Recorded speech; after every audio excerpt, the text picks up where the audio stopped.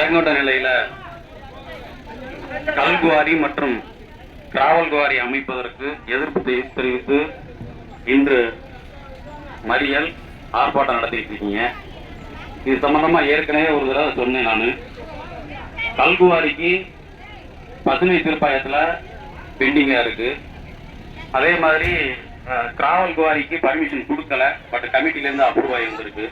இந்த சூழ்நிலையில சுற்றியுள்ள கிராம மக்களுடைய எதிர்ப்புகளையும் உணர்வுகளையும் கருத்தில் கொண்டு இன்னைக்கு நான் மாவட்ட ஆட்சியருக்கு இங்க உள்ள சூழ்நிலையை நான் பரிந்துரை செய்து இதை கேன்சல் பண்றதுக்கு நான் பரிந்துரை செய்வேன். நீங்க அமைதியா நீங்க கலைஞ்சு போகணும். இந்த கல்குவாரிக்கு பசுமை தீர்ப்பாயத்துல ஆர்டர் வந்துருச்சு சார். அதனால ஆர்டர் வந்துருச்சு.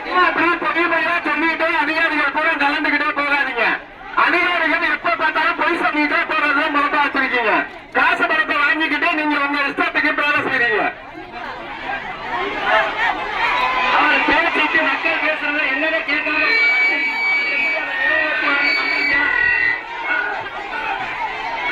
அவரு நம்ம என்னத்த பேசுறோம்னு கேட்கல.